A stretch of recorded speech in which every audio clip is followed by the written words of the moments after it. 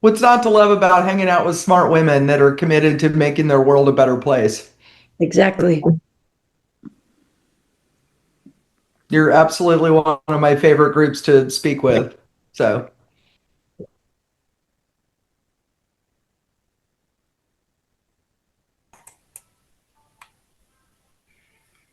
That's the one. Okay.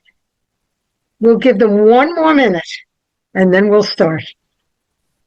We only have 14 people here and 30 signed up. So, well, Vicki and I talked earlier. I frequently don't, it's back when I was working on the strategic plan, which won one of three awards nationally. So that was kind of a big deal. Back when I was working on that, I pretty much always talked about that wherever I went. And for some reason, my screen just went dark. There it goes. Um, but the flavor of what's going on now in the county, there's any number of topics I can speak on. So I kind of like to hear what's on people's minds. So if you guys want to be thinking about any questions that you might want to ask, or get, recognize a lot of your names and faces from being active and coming to chambers. Um, and obviously, there's a lot of hot topics that are on everybody's mind. The out of control growth, which is not out of control, um, and worries about, paving over paradise and traffic and all that other good stuff. And I believe Rebecca Bay has just talked to you guys about the 1 cent sales tax. So that's another thing. My personal big thing, I'm just sort of rambling while we're doing that last minute, Vicky. yes. So in 2020, 21 days, 3 weeks to the day before the primary election, when my first ever run for office, never even ran for eighth grade treasurer, first ever run for office would be decided. 21 days prior, I thought it'd be a really good idea to come down with COVID. And I had a really bad case of it. So I shouldn't say that. I didn't end up in the hospital. My, oxygen never dropped into the 80s. I was But home. I saw you.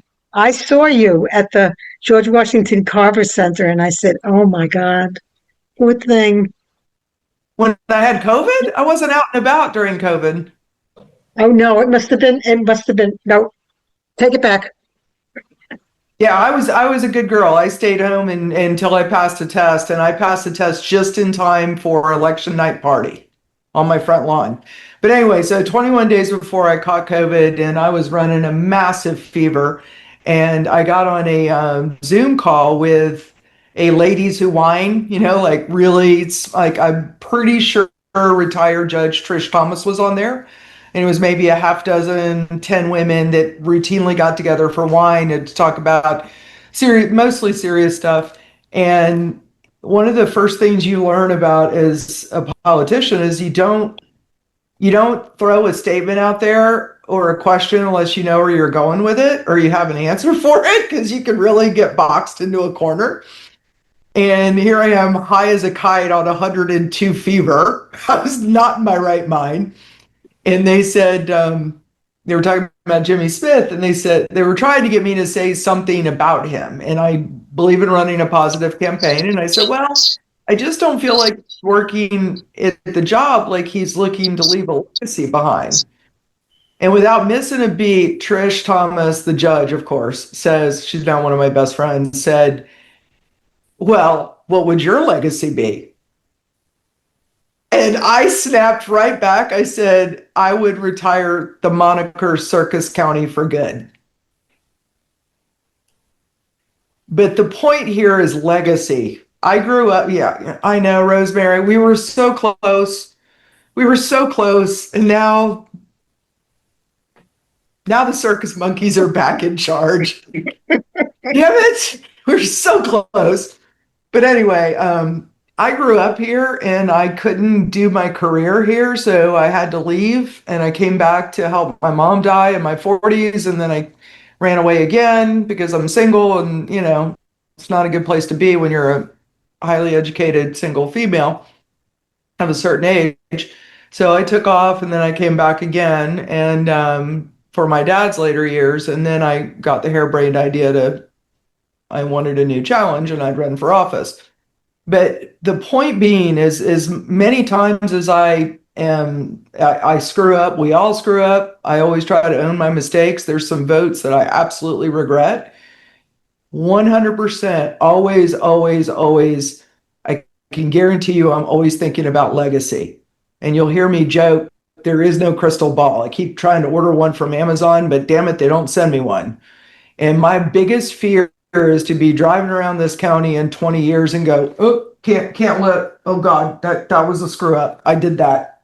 I was one of the ones who did that. And it scares the crap out of me. And that's why I'm wearing I'm Rebecca and I are the first two ever to pass all three levels of Institute for County Government training through University of Florida. And it's a lot of extra work, but it's a lot of growth management training and environmental protection and disaster preparedness, demographics, what makes a vibrant economy, what the mix is, why things are important, how to get the balance right. All of that stuff goes into that training. And most commissioners in Citrus County skip it. Well, while we're talking about screw ups, let's get that out of the way. I put down Heidi instead of Holly on the invitation. And my best friend's name was Holly, so actually that's a compliment. So let's get the screw ups out of the way. Vicki, that's quite all right. I've been called much worse, I'm pretty sure. You can handle it. Yeah, no worries. My name is Vicki Iozia. Yes, I'm Vicki Iozia. I'm first president of the League of Women Voters, and I want to thank Holly, Holly Davis, for coming today. She has been a commissioner since 2020, and her credentials include Bachelor of Science in Advertising from the University of Texas at Austin, multiple national awards in advertising, copywriting, creative direction, and strategy, owner of Horsefly Group and Agency, which is strategist and creative director, resident of Citrus County for 14 years, commercial pilot, I'm so impressed, and master instructor in horsemanship and riding. I have to talk to you about that sometime, and scuba rescue diver. I appreciate you coming. Now, I'm sure people are going to have questions. Let me get my question out of the way. Yes, ma'am. When is my road going to be paved? Yeah, so all of that is on the website. One of the best things that we've done, we're moving so fast, there's no way any of us can keep all of the information in our head at any point in time. But the great news is that if you go to citrusbocc.com on the homepage, there is a strategic plan, all the important projects that we're working on, and there is a very easy way to get to the road resurfacing. Oh, thank you. And the math is ugly. The math is very ugly. We get and again, and I should have had all my numbers in front of me. I want to say the gas tax is 7 million, maybe lower than that. It's dropping because of increased fuel efficiency, electric vehicles, and so forth. And a lot of people say, well, where's the gas tax going? Well, it's all going to roads, but it ain't nearly enough. And we were one of the problems with, and I will say that this is why I love this group so much. Okay, let's just get the straight talk out of the way. It all comes down to we live in a republic, okay, and we vote. This is a democracy. We vote for people that we think will do the best job. Unfortunately, I think a lot of people are low information voters and they don't necessarily do their homework. and they will listen to the folks that tell them what they want to hear. And we had prior commissioners who did rollback on taxes year after year after year, and that impoverished our roads. So that's a debt that we now have to pay because we were running at 80 to even over 100-year road repaving cycle, and it's supposed to be at 20 to 25 years. So every year you're not paving roads, they're degrading, and guess what? They're tripling and quadrupling and even more, even a higher multiplier in cost. When we have to do full depth reclamation, I want to say it's 10 times more than simply repaving. So then, damned if you do, damned if you don't, right? We're all aware of that. Then we get yelled at for that road was in perfectly good shape. Why did you repave it? Okay, because it was a really cheap resurfacing technique. It's a high traffic road, and it's a lot cheaper to do it that way than let it degrade and do a low traffic road somewhere else. So what we've come down to, I believe, is that we're going to have a separate budget just to restore roads that are too far gone.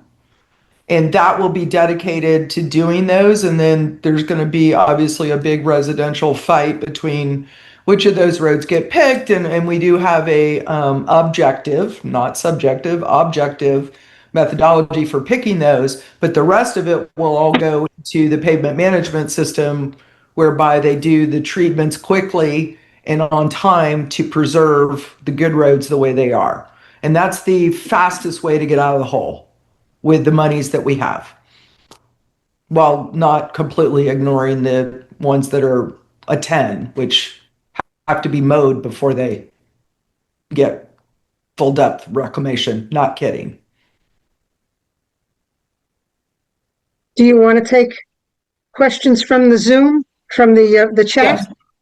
And, Okay. and while people are typing those in, I will say that three of us, Rebecca, Ruthie, and I, were the only three that voted for the tax increase. It comes down to the prior commissioners that were voting for rollback did that. Why? Anyone? Anyone? To get reelected. To get reelected. They told people what they wanted to hear. They didn't tell them the truth that our roads are going to hell. And it's a debt that's going to have to be paid in the future. So Rebecca, Ruthie, and I all have outstanding careers outside of being a commissioner, and Jeff does as well, obviously, and Diana and her husband own a business. But it takes a lot of mental fortitude to do that, to fly in the face, because I've been a Republican my whole life and I'm an independent thinker, but I don't want to pay taxes either. I don't want to raise taxes, but I also believe that the only time that you should defer maintenance is if you have lost your job, which when Duke closed their power plant in, I think it was 2012, we had a ridiculous drop, just a catastrophic drop in the income in the county. We're still below staff where we were in 2008. We had to eviscerate staff. We had to cut everything. That was a smart time to cut road resurfacing. And the other time that you should cut is when, I don't know, inflation triples the cost. Maybe you want to wait until inflation cools off before you do it. So if you're looking long ball, if you're looking decades out, you're managing your resources as best as possible, but then you add politics on top of it, and then it becomes a very difficult thing to do. Right? So we cut when Duke cut their tax bill, we cut everything, but then we kept cutting and cutting and cutting and cutting even after we should have kicked back in with the road resurfacing. So, Okay. all right. I'm going I haven't seen any questions pop up. Do you see any, Vicky? I have some topics here. Preemptions. Yeah. Preemption. I'll bet you a lot of people don't even know what that means, but I know somebody who does. She's on the screen right now. We get yelled out a lot for stuff that we have absolutely zero control over, and that would be the state preemptions. And the state is getting worse and worse about preempting local control. I'm very active in FAC. I've been on the board. It's Florida Association of Counties. I've been on that board since I was a freshman commissioner. And I was elected because basically nobody showed up, and I was a nobody back then. But then the the president of the board ever since, and there's a new one every time, every year there's a new one. They've appointed me 3 years in a row now just because they wanted me on there. So the Florida Association of Counties works so hard to protect home rules, what it's called. And that is we get to determine our own situation here, our own way of doing things, because we are very different than, I don't know, Miami-Dade.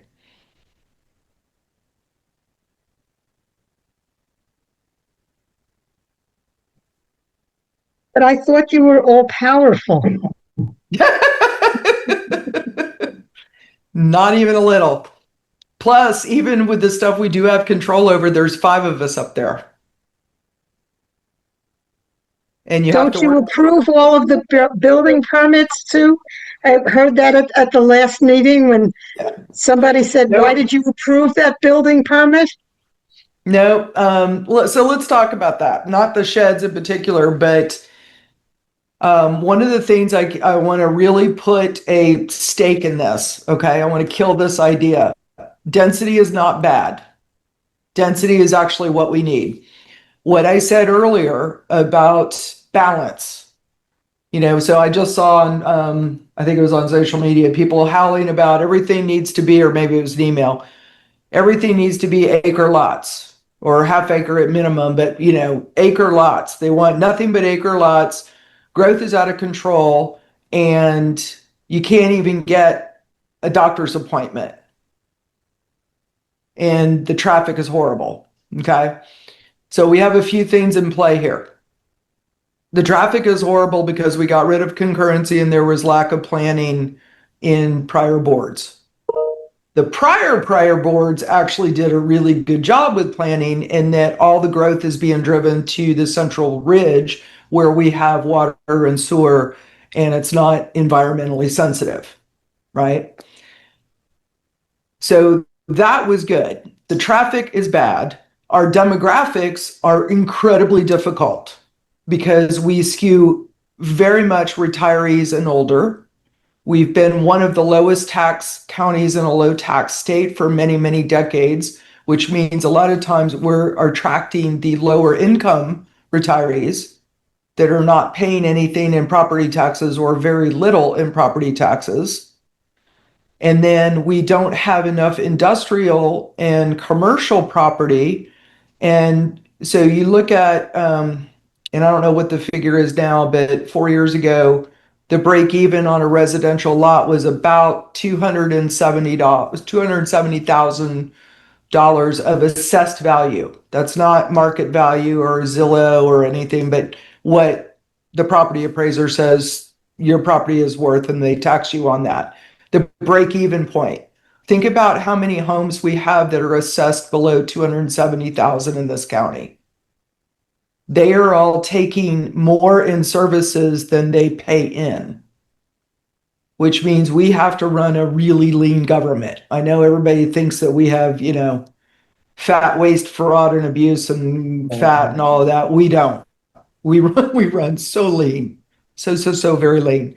So the way you bring that back into balance, and to try to get folks like me that could not build a career here, right? So hopefully we can all agree that a vibrant community goes back to what the strategic plan says, where nature and community thrive. We protect our nature, we protect our community spirit, which is, despite what social media would make you think, is incredibly loving and giving and very, very community minded. And thrive is that we have decent, reasonable taxes, and we thrive as an economy, but we also thrive medically, health wise. We have we have thriving parks and recreation, thriving outdoor lives. We have plenty of medical care, plenty of hospitals that are fully staffed. We have all of those things, but also thrive means that you have your kids and your grandkids nearby. right? At least they have the option that they can live here. The only reason I could move here to help my mom in my 40s was that I was already work from home since 2005. So I was able to come back. But I didn't like it because I didn't have anyone else of my age here really to try to make my own family unit, right? Because there's just not enough of us. So think about it. I'm skipping around a little bit here. Doctors are married to who? Typically. Peg, you said something, but you're on mute.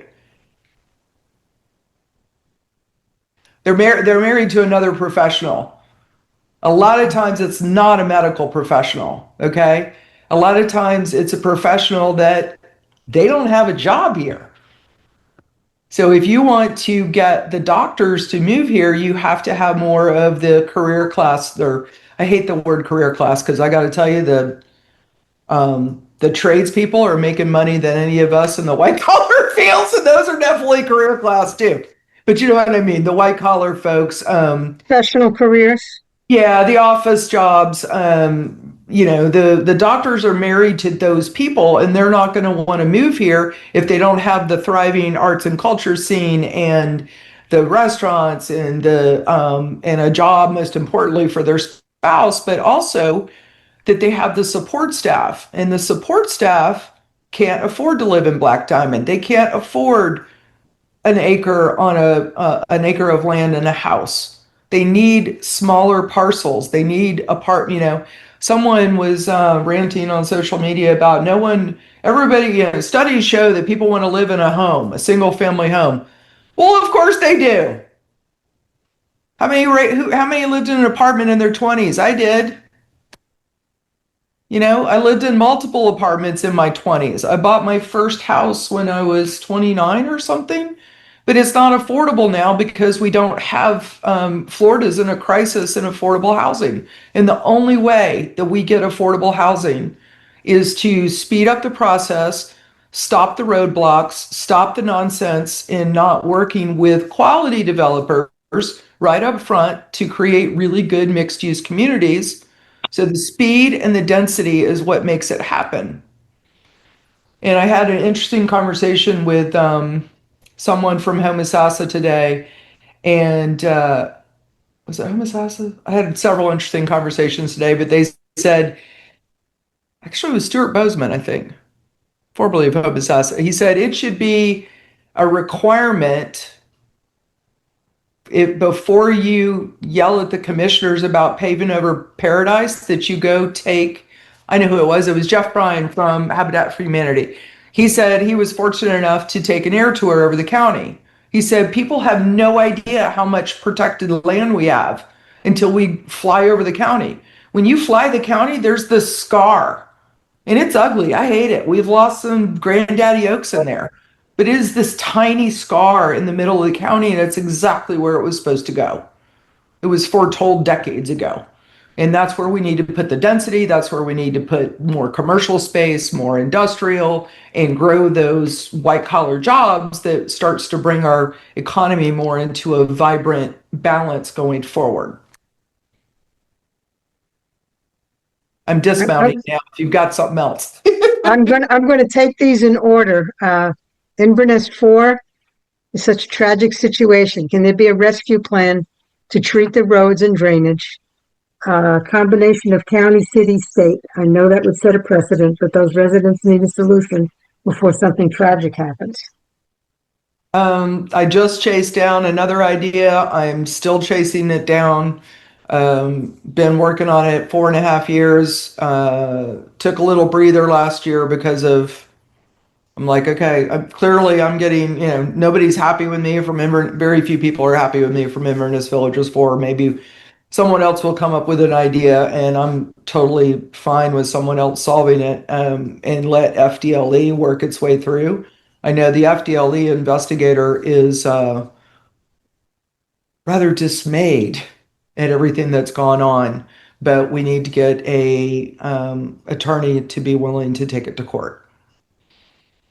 And that still won't bring money, but at least it might bring some attention to it, and maybe it would bring money.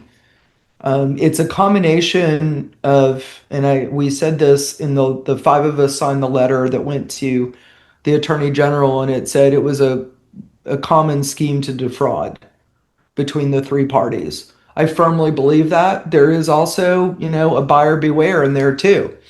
So I'm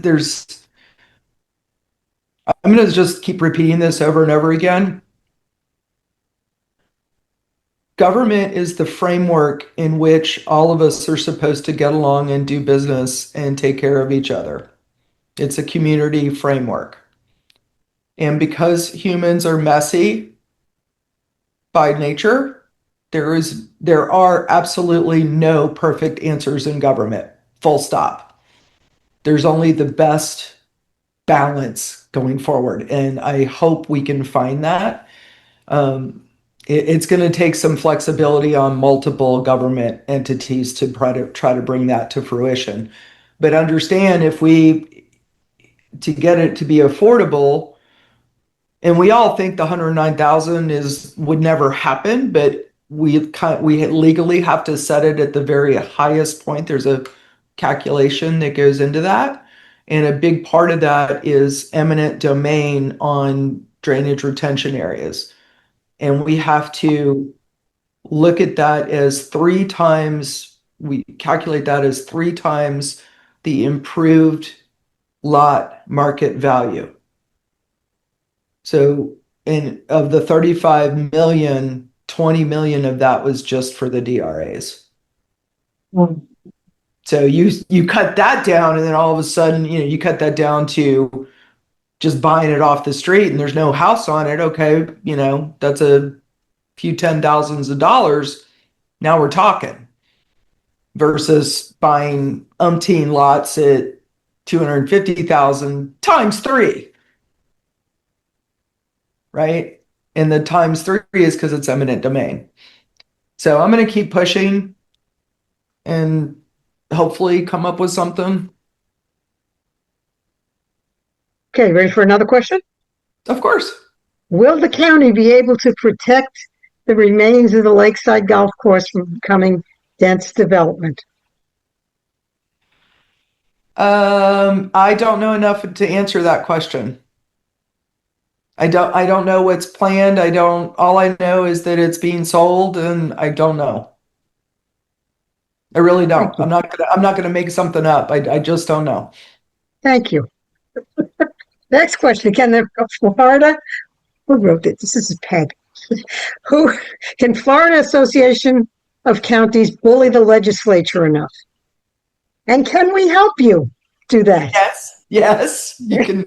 You can write all of the representatives and senators on these topics. So, and also that's a good point. If there's anything that you've run into that is a preemption, or it's something that you think is the state is doing wrong, or you have an idea for state, we have an opportunity to put forward legislative priorities to the Florida Association of Counties that then get voted on by committees and pushed up.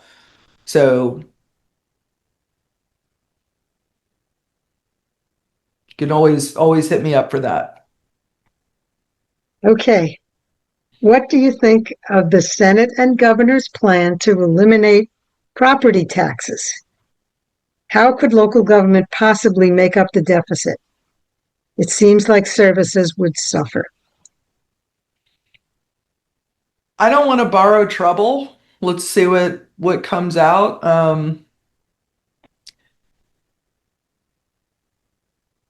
I did a little pontificating at a board meeting last week. It was one of my sub boards, not the BOCC board.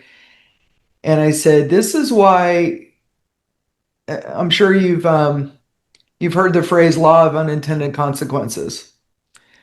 So when people are yelling about term limits, a lot of times they're yelling about it at the federal level because they don't have term limits for Congress. We do have them for the state. And then there's several, including our own senator, are pushing for them for county commissioner. You are absolutely not remotely prepared to be good at this job your first term. And I would hazard a guess it's probably the same in Tallahassee. And you only really start to get your feet under you nearing the end of your first term. And I had some pretty damn big wins in my first term. I really did, part luck, part hard work. I leaned into my background where I was good, and that's why I had some wins. But there's a handful of votes that I'm just going, "Ooh, just didn't know, right? It seems like there must be a lot of freshmen in Tallahassee this year because you got one group that's trying to dramatically reduce sales tax and another group that wants to eliminate property tax, and you just go, okay, how are we gonna run things? Don't That just doesn't make any sense. Um, so be careful what you wish for when you get term limits. A lot of times you get turnover of good people, unfortunately. I do recognize the other half of it. I do. It's very difficult to unseat an incumbent, but it's certainly not impossible. Plenty of them have been.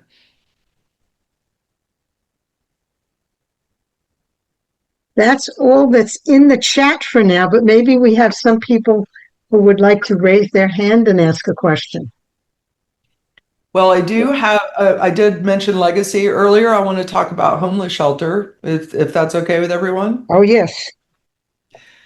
So, this is one of the things that I got started on very early in my first term was prosperity citrus. Hand up, not hand out. I'm very well aware of the fact that I was born on second base. You're impressed by me being a commercial pilot. I grew up at the airport, and my dad owned a flight school as his second career. So the only thing I can take credit for is that I wasn't so dumb as to turn it down. And I did pay for some of my ratings myself, but I got an amazing start. So I always say, what if my dad had run off or had died in combat or whatever, my mom had taken a wrong turn and um, married a bad guy, and then I'm acting out and she's working two jobs and she's not able to pay attention to me, and I end up getting knocked up at 14, 15, 16 years old, and all of a sudden I'm in my early 20s living with my child in my car wondering what the heck happened, right? And I had a really good early childhood, but it just went south when dad disappeared, right? So I had, you know, let's just say that my life had taken a bad turn when I was 6 years old. But prior to that, I was reading above grade level.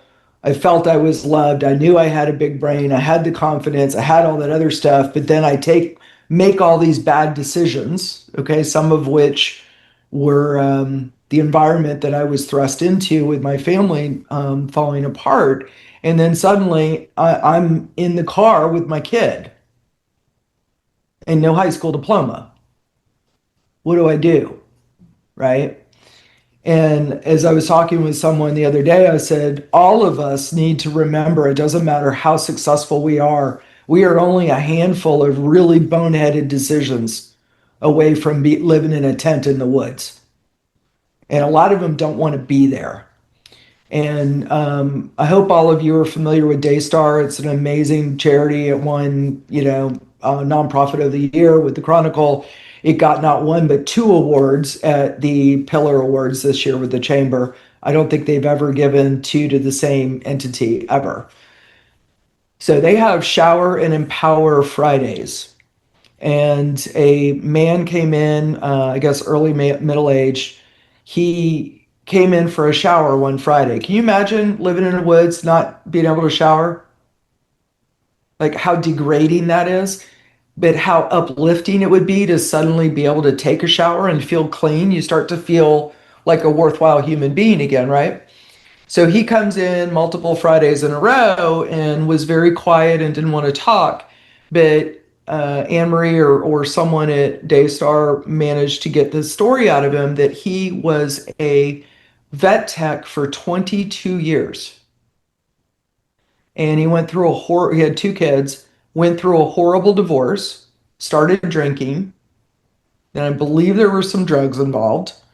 Ends up losing his home, losing all contact with his family. Obviously, the ex cuts him off from the kids and et cetera, et cetera.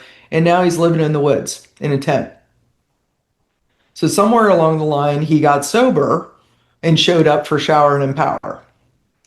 So several weeks in is when they got the story out of him. So they helped him put his resume together and through Career Source and whatnot, got him interviews at local vets, and he got a job right away as a vet tech. Still living in a tent in the woods.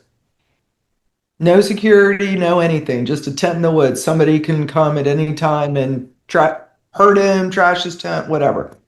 So Anne Marie gets some scrubs for his first day at work. In the afternoon before he's reporting, he comes back to his tent after going out for food or whatever, and all of his belongings have been stolen, including his new scrubs, to report to work the next day. If you can imagine, Anne Marie says this, if you ever leave your house and you're like, ooh, did I lock all the doors? You've ever had that feeling and you're always a little worried someone's going to come in and get your stuff. Well, in a tent in the woods, you're really fragile because there's typically folks around that are not so nice, a lot of times not so nice. And so he called Anne Marie. Anne Marie got him a new set of scrubs. He showed up for work. This was probably 2.5 months later, he goes on the bus tour with us, the second bus tour to go look at Catholic Charities shelters down south. And the following week, Anne Marie pulled a rabbit out of a hat and not only got him an apartment at St. Vincent's, got a grant that paid for his rent and utilities for a year in that apartment. And you know what he's doing with the money he's making at the vet? He's paying all of his back child support and squirreling it away. He's living as frugally as possible, and he wants to make everything right with his kids, get back with his kids, and he's been employed now for, I want to say, 4 months. So if you take the model that they have, which does not create homelessness around the shelter, you can only go to the shelter when you're invited. There is no walk up. If you try to hitchhike your way or bus whatever and show up at the front gate, you will be turned away. You'll be told to go back to wherever you're living. There will be no loitering there. What they do is they have the social workers and nonprofits and our law enforcement, police, fire, etc., know where these encampments are. And when they run into people or see them out on the street, they have these conversations. It's community policing, right? They have these conversations, to try to get to know someone and then basically invite them to come stay there if they're ready to get back on their feet. And there they have mental health, physical health, job, um, like education if they need it, if they need a GED. A lot of times they need IDs. They've lost their IDs. A lot of times they have, if they're older, a lot of times they have Social Security, but they're not getting it because they don't have an address. That's another thing that people forget. There's no mailing address in the woods. How are you going to get your stuff? Right? So this gives them a mailing address, 3 squares a day. It's locked down. Bags are searched coming in, zero tolerance on drugs and alcohol. They keep your prescription meds for you and dole them out on the time schedule that's needed. And one of the best things about it is even though it's run by Catholic Charities, there is no religious requirement. So they have some uplifting spiritual sayings on the walls, but there's no prayer circle. There's no, you got to go to church every morning at 7 a.m. or 8 a.m. There's none of that. The path does that, and I have absolutely no problem. I think the path does wonderful work, but it does turn a lot of people off from moving in there because they don't want the religion requirement. And being very much a what would Jesus do kind of person, I just say, just lead by example and people will come versus forcing them to sit there and do the prayer aspect. So it's a ridiculously successful program. They hit almost 50% success rate. and they average about 3.5 months turn for everyone. And even the 50% that's in the not successful category, some of those were they relapsed into drugs or alcohol, they went or they had a more serious problem than first thought. So they actually go into a rehab facility, which is a win, but it's not counted in their win column. Their win column to them is getting people into stable, permanent housing. And if they are employable, that they are employed. You get some 75-year-olds in there with serious health problems too. They're not expected to get a job. They're just trying to get them into a stable housing and get their payments set back up. Yeah, we have two presidents for the League of Women Voters, and Peg is president also. And she said, there are some more things in the chat, Vicki. So, Sue Albertson says, protecting each other. What about low expansion and the effects imposed on Hagic Path homes? I don't know anything about that. I don't understand the question. Hajik Path homes? Not familiar. Okay. Also, can you elaborate on the LKQ plan? I am not up to speed with the latest is on that. I know they're coming back before us, and if they are, that means it's quasi judicial, which means I can't talk about it anyway.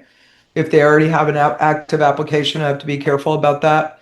I do think that we need a lot taller landscaping to block the view of the cars from. I'm grateful to have them. They're an outstanding employer, outstanding company, but it would be nice to block the view of the back lot of cars when people are coming in on the Suncoast. Okay, and besides funding, what can we do to support Hope Citrus? Citrus Hope, yes. Funding and letters to the editor. My favorite, sound off. I live for sound off. That might have been a joke. So letters to the editor, sound off, and fundraising. So we got to find a piece of property. Somebody actually suggested to me today next to LKQ would be really great because a lot of times these are in next to industrial complexes because neighborhoods don't want even even the best run homeless facility in the world, which this one is. Neighbors don't aren't going to be jiggy with that. Although Tampa, they're pretty close to a neighborhood, and they actually come to the open houses and are financial supporters of it. They think it's fantastic, and it's a nice neighborhood, fairly nearby. So, Yeah, about uh, sound off. I asked Jim Govelis. I, I, there was a time when I wouldn't read it at all, and then I started reading it, and I said, "They're getting less crazy. Is it that they're getting less crazy, or I'm getting more crazy?" um, I would sincerely doubt it's the latter. Back in the day when Jeff Bryan was editor for a short while, I think it was when he was editor, I suggested that the real easy answers, could you please just, or corrections, could you please do that at the end? Like, them yelling, for example, someone yelling about the commissioners not getting off their butts and getting US 19 done. That's a pretty easy, you don't even have to look that up. If you're a newspaper guy, that's Florida Department of Transportation, and here's their number. The commissioners have nothing to do with it. Right? And it's not so much to protect our fragile feelings. It's really to help people get the answers and not go down the wrong rabbit hole, right? They can actually call FDOT and get those answers or whatever. So The next question is, what are the next steps for Citrus Hope to move forward? um well, we're doing another bus tour in a month This time we're doing it's Citrus County School District was not able to attend the last one because we managed to pick spring break week because that was the only week I believe Commissioner Kennard could go. And so we missed all of the school district because I asked for a family shelter because we have I want to say it's like 600 unhoused children in schools. It's just bad. Yaya's is doing a yeoman's job of trying to get that going forward, but we're going to work in concert. We, meaning the Royal We, which is all of us in Yes, Citrus sir. County that's working on this project. Yaya's is certainly an integral part of that. So they did, after the hurricane, stand up a family shelter in Pasco, and none of us have seen that yet.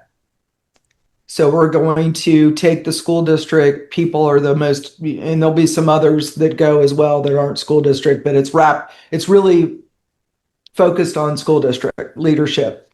And so they'll get it from the beginning. They'll do Pinellas Hope, which is 18 years old, and then they'll do Tampa Hope, which I want to say is 4, maybe 5 years old. And then Pasco Hope is a year old, not even. But we'll be able to see what their family shelters look like.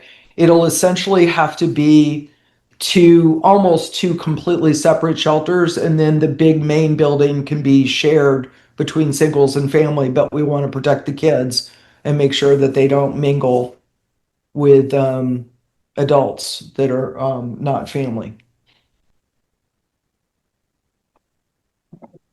I have another question.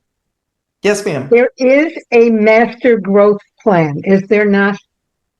And if there is, where do we get it? There's a future land use map. So Okay, we have multiple documents that we have to live by. So there's the comprehensive plan, land development code, and the FLUME, which is future land use map. And there is a enormous amount of information at citrusbocc.com. And some of it will okay. kick you over to our GIS system, which is all the geographic stuff. So one has to jump headfirst into that website to get all the information. It takes an enormous amount of reading and effort to try to get super read in on all of this stuff. That's why I said, you don't really know what you're doing your first year as a commissioner. It's a vertical learning curve. That makes total sense. It's like the first year that you teach. Hmm. And what And is then it? if you 10,000 hours to be a subject, and it's 2,000 hours a year if you do it full time. So I'm still not an expert. I'm sure you've had a long day, but I don't want to let you go if somebody has a question that is just I'm burning. all yours. I'm all yours. If anybody else has anything else, feel free.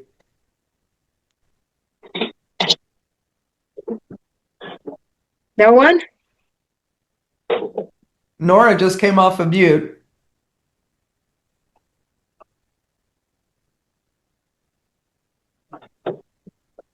Peg, I don't understand that. Why don't you come off of mute? Well, So I just meant, give us a cue when things are happening if we're not. off topic of housing, there's something there. Something Yeah. just popped up. What does it say? Any updates on the animal shelter? Oh boy, okay. I should probably pull up the chat on the side. There we go. That is also on the website. We are on track. Slowly, slowly, slowly. Part of the angst of all of us is that it was absolutely purposefully slow walked before we got Steve Howard on board. So we it was grindingly slow there for a while. And then we got new commissioners, and then more new commissioners, and it seems to be a fraught issue. And I wasn't there because I was at the animal shelter fundraiser, that crazy one that the Internet star was there doing all those crazy challenges, and I'm like, did you hear about that? It was nuts. Like I got locked in a kennel. We were having to eat, being threatened with eating bugs and all kinds of just crazy stuff to raise money, right? So we were like madly raising money. We raised over $20,000. Meanwhile, the other four commissioners are all hoisting the golden shovels at the boat ramp, right? Because that was more the commissioner thing to do. And I'm like, we can't let the animal shelter crew go without a commissioner there for this. This is too big.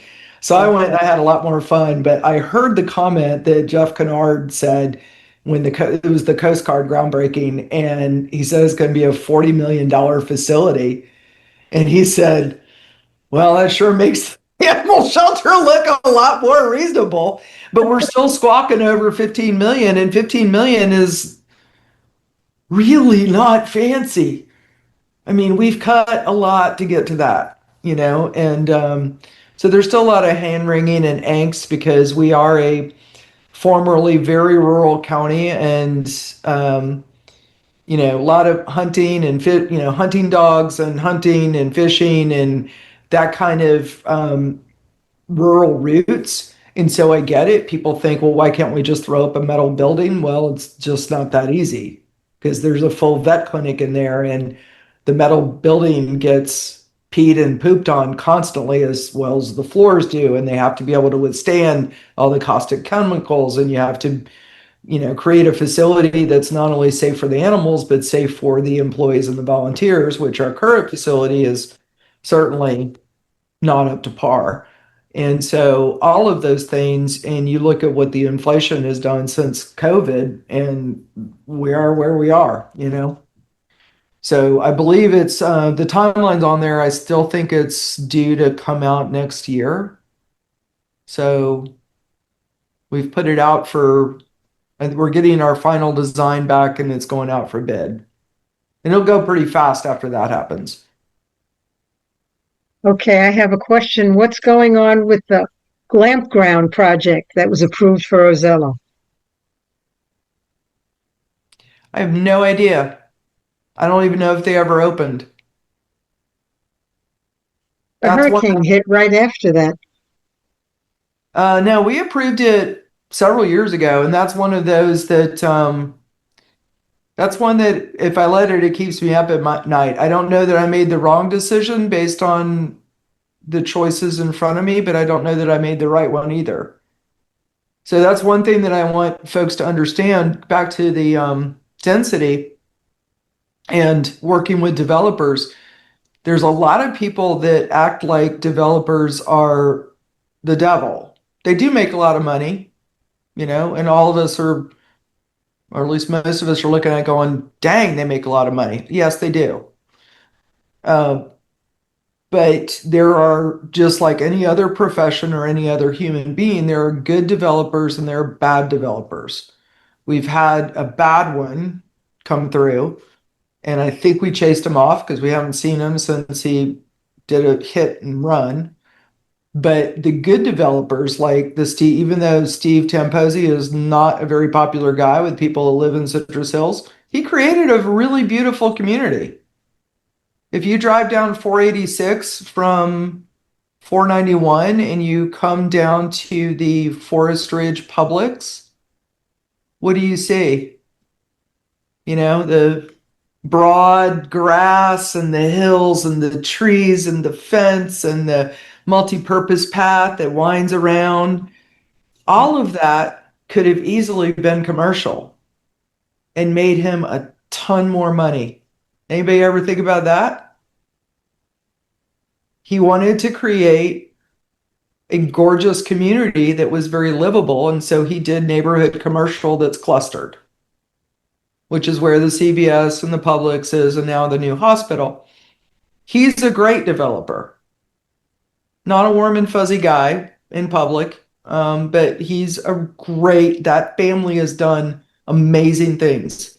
Stan Olson, God rest his soul, also did amazing things. He did Black Diamond and, oh boy, Brain just checked out.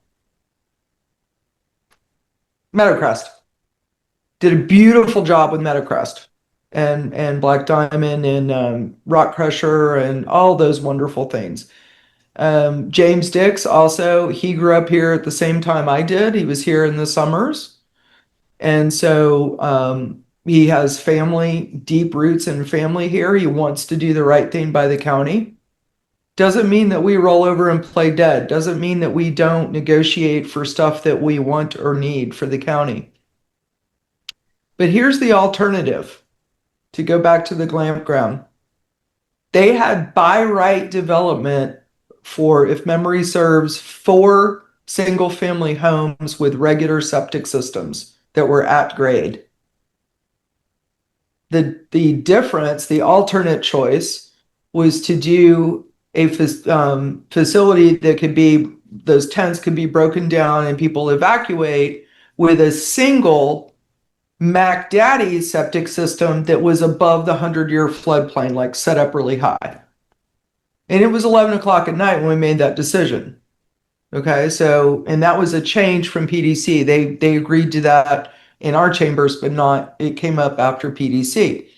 So that was a Sophie's choice. Neither one of them I'm very happy with, but by right, BY right, means they don't have to come to the county commission. It's the sheds in Beverly Hills. By law, those permits have to be granted. Okay. So the by right development was that, and they positioned this other as being better. A much clearer choice, for example, is a lot of the property that is owned by the Dix Development Corporation is mobile home allowed. The by right development is that he can go off and pull permits to do a sea of mobile homes. Remember what I said about our county not being in balance, and we not only have a lot of seniors, we have a lot of seniors that are lower income, and they deserve a good place to live just as much as anyone, absolutely. But if you have too high of a percentage of those, then you don't have the quality of life that we're all looking for, right? So it has to be in balance. You have to have lower economic status to keep us all human, if that makes any sense. And you need wealthier people that pay more into the system to make it all work together.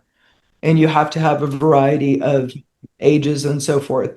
So if you look at, he can just bypass county commission and the planning development commission and pull by right development of permitting of a sea of mobile homes that does not benefit the county.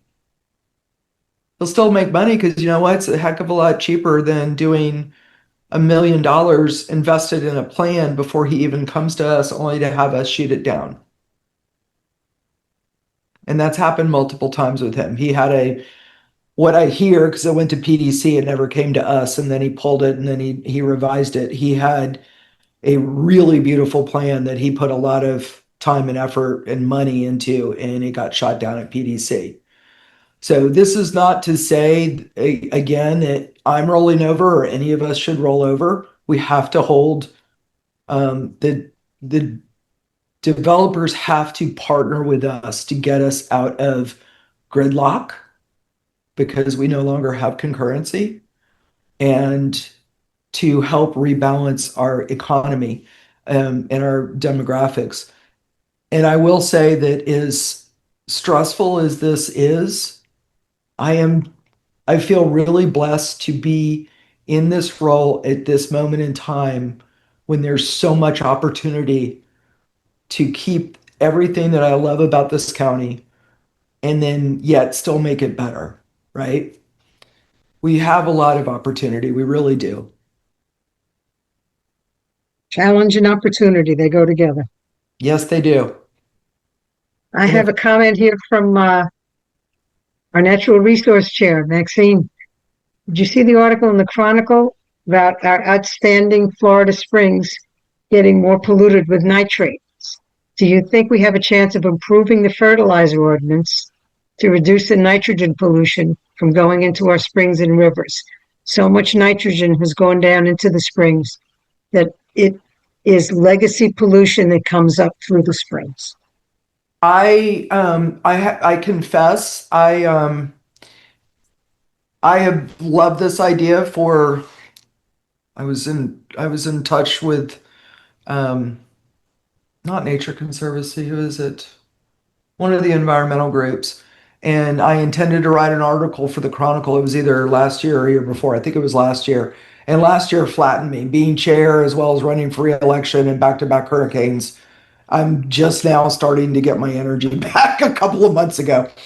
Um, that has crossed my email a couple of times recently, and I'm a huge believer in doing that fertilizer ordinance. What I said in chambers is that we have to make sure it's enforceable to some, like we need to think through all the ramifications of that. So how do we get a high level of compliance with that?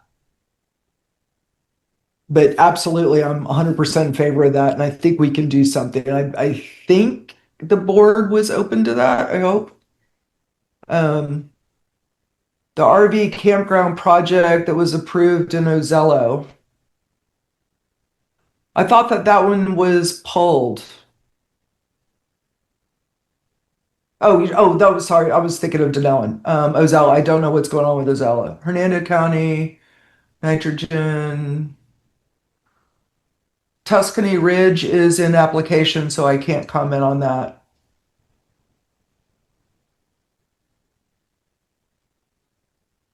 So, I think that's all we have in the chat, but I have an idea that I just wrote down.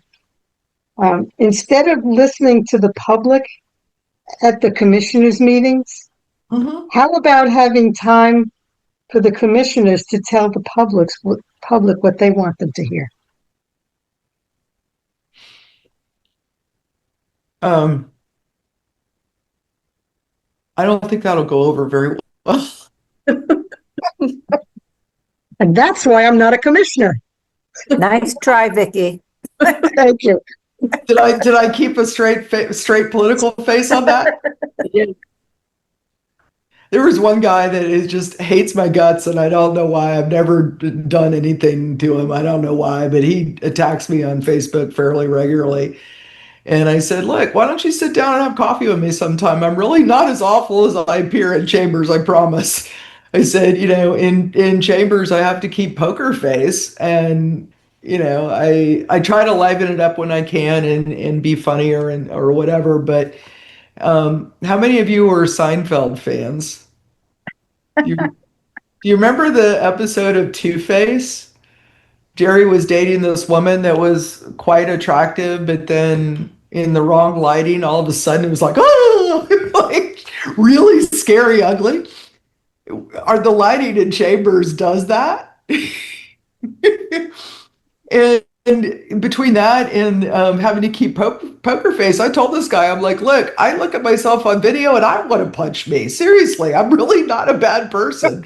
Just sit down and get to know me. Like I'm very expressive. I try to be funny. At least I think I am. And and I have a good heart. And I'm trying to do the best by the county. Just sit down and have a chat. That So- works. Building bridges. And he said he would, but of course, I hounded him a couple times. He hasn't followed through. It's a lot easier to keep your opinions about people in cement and not be open to maybe seeing a different side of them, right? It's human nature. Just is. Living is easy with eyes closed, misunderstanding all you see.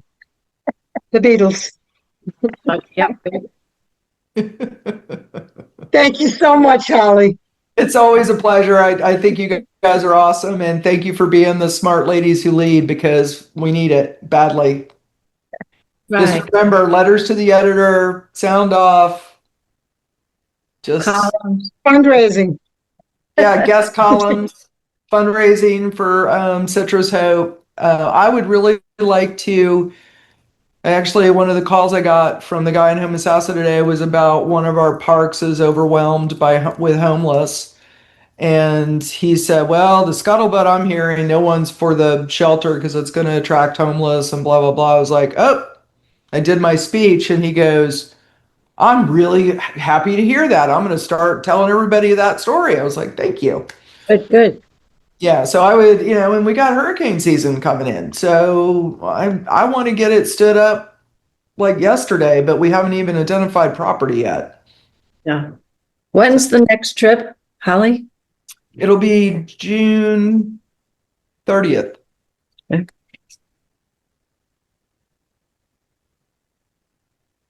And I don't know, Catholic Charities ended up buying lunch for everybody last time for like $500. The bus itself is 1,500. We can't keep doing this, so I think we're going to take a van with the folks. So I hesitate to open it up for anyone and everyone, but to be honest, it'd be great. Part of me wants to just go ahead and get the bus and get the lunch, and it's going to be whatever 2,000 divided by 50, and it's late, and I'm doing math on camera. I'm typically pretty good at that. So it's it'd be $40 a piece. People will chip in. Yeah. So it's $40 a piece to go on the bus tour, and then we could do it and not keep impoverishing various accounts that are charity accounts. So, Or hit up Josh.